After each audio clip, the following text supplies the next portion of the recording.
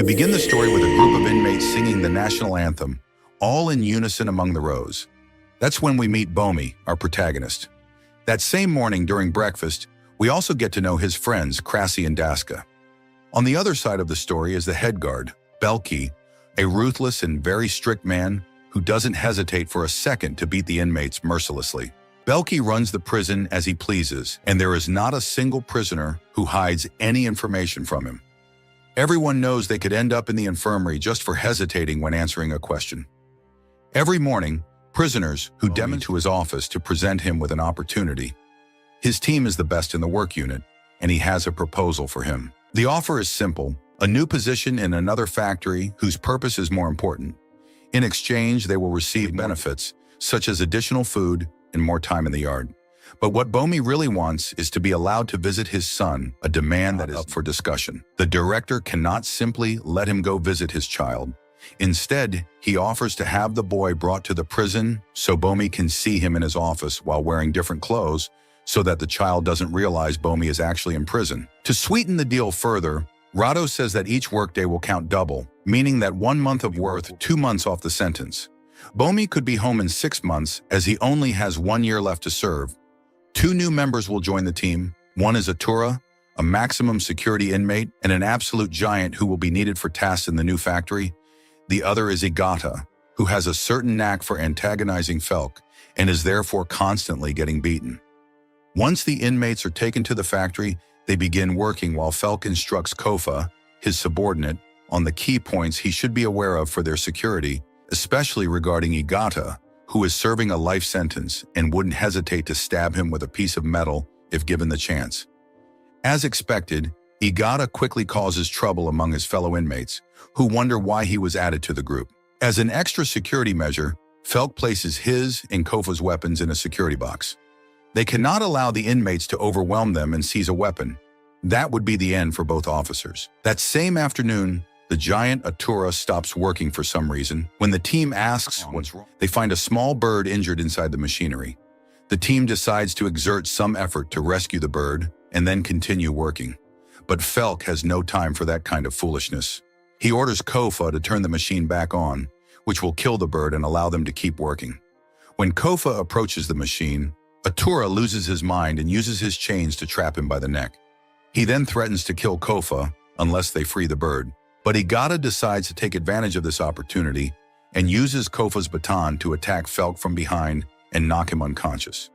A few minutes later, both officers are subdued, and Bomi finds himself in a tense situation. This job was his chance to reduce his sentence and get out of prison in under a year. However, the rest of the inmates don't have that same opportunity, and Igata in particular, who has nurtured years of resentment toward Felk, has nothing to lose. When Bomi appears to have made up his mind and approaches the door to alert the guards about what happened, Atura threatens to kill Kofa. After an argument, Belki says that all of them will be executed for what they've done. Bomi replies that they didn't do anything, but it was Atura and Igata who carried out the attack, and they are willing to make a deal with him. The deal is simple. Everyone will calm down the guards, then pretend nothing happened. After that, Felk will decide Igata and Atura's punishment. But Belki must promise to forget about the firing squad. Most of them agree to the deal except for Atura, who refuses to free Kofa to ensure the bird's safety. After they agree to remove the bird from the machine, Atura finally calms down. But Felk ruins everything by announcing there will be no deal and that they'll all die for what they did, and it doesn't matter if he gets out of there alive. He'll be happy to hear the guards shoot him. Fortunately, the officer is a rookie, and he panics when he sees the prisoner, shooting him. Furious, Bomi destroys the door mechanism to make sure they can't try to open it again, trapping everyone inside. A few minutes later, Rado arrives at the factory, where he is informed of the situation and told that Daska is dead, which takes the crisis to a new level. They call Captain Sarek of the army to assist Rado, something Rado doesn't particularly like because of some existing bad blood between them. Inside the workshop, the situation isn't much better. Felk refuses to cooperate with the inmates, who believe that if they surrender, the same thing that happened to Daska could happen to them, though they don't know it was an accident. On top of that, Atura has no intention of surrendering and continues to threaten Bomi with killing Kofa if Bomi opens the door. On the other side of that door, Sarek informs Rado that he has 1 hour to resolve this with his own methods. After that, Sarek will take over with a military unit that will have no mercy. Over the loudspeaker, Rado informs the protagonists that they have 10 minutes to surrender and release the officers, or else their safety won't be guaranteed. Upon hearing this, Bomi decides to make a new deal with Atura. They have 10 minutes to dismantle the machine that has trapped the bird. If they succeed, he will free Kofa, and they will all surrender, a deal that the giant accepts. However, there is still the Agata problem. He is not willing to be executed once they surrender, so he'd rather die in a hail of bullets than suffer whatever Felk will do to him if he's freed. Because of that, he lunges at Bomi and tries to kill him with an ice pick. Luckily, Atura is now on the side of the good guys and saves him from certain death. With Agata subdued, time is running out to save the bird, and they begin to dismantle the large machine, using the giant's great strength and the tools they have on hand. Looking through the cracks, Atura can see that the bird trapped in the machine is a dove. Bomi takes the opportunity to ask why he's risking his life for a bird. Atura replies that he's in prison for killing his brother and father. When they were kids, they liked to trap birds, but now that he's spent his life in prison, he understands the value of freedom and is willing to die so that the bird can have that gift. He has dreamt of that bird many times and believes it is his brother's spirit dwelling within it. The minutes tick by, and they've only managed to remove the top of the machine. Soon the guards will come in with tear gas, and then a shower of bullets will send them all to the other world. Now that they've all agreed on their plan, Kofa offers to help and checks the area with Krassi for any tools they can use. Once the 10 minutes are up, Rado knocks on the door and demands they surrender. Bomi approaches the door and tries to explain the situation about the bird, but Felk interrupts, shouting that there is no bird and that they just want time to escape. As a final offer, Rado says they will only get 10 days of solitary confinement for this incident, but they must surrender now or Bomi's chance at parole in 1 year will be ruined. When Krassi hears that Bomi will get parole for bringing them to that factory, he starts protesting, which triggers an argument since they only got a few extra minutes of yard time out of the deal. Shortly after, the door partially opens, and Bomi goes out with Felk, whom he releases in exchange for 1 more hour of time. The bird story is real, and once they free it, everyone will surrender. Suddenly, Sarek appears right behind Rado and draws his weapon. After a hail of bullets, Felk is wounded, and Rado has lost all control to Sarek's men, who are ordered to prepare to enter. While the soldiers prepare to turn our protagonists into corpses, they hurry to free the bird, as if setting it free might magically save lives. After much effort, Kofa manages to slip his hand into the machine to caress the bird.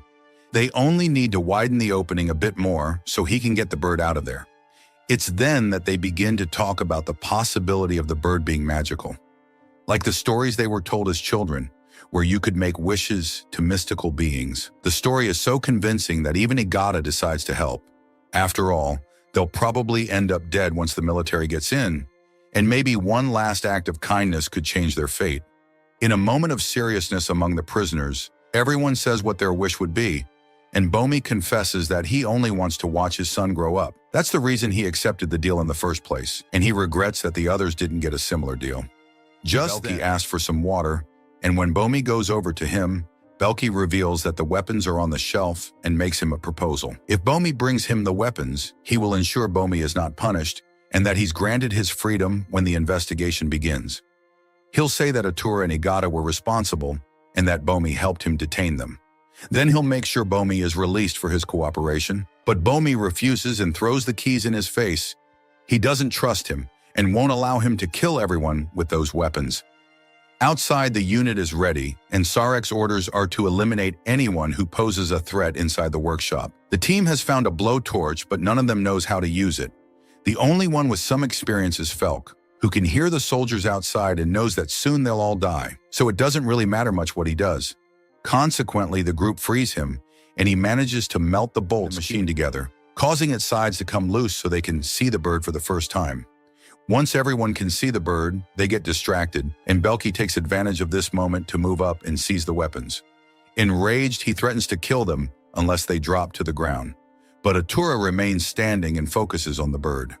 Seeing this, Felk fires and tries to hit the bird, which unleashes Atura's fury. Even though he's mortally wounded, the enormous giant finds the strength to lift Felk and break his neck, unfazed by having bullets tear through his jaw. In a final moment of unity, the prisoners wash the bird's wings, which are covered in grease from the machine. Afterward, they begin gently drying it, hoping it can fly. All of a sudden, the massive door blows into 1,000 pieces, knocking everyone down. In that instant, Atura stands and raises his arms before the dozen guards, allowing the bird to fly free. Seeing this, Sarek gives the order to open fire. The guards kill noble Atura, then watches that Atura lost his mind and forced them to help him. With Kofa's help, this story is confirmed, and the others were not punished for what happened, so perhaps Bomi can one day reunite with his son. If you want interesting movie recaps, like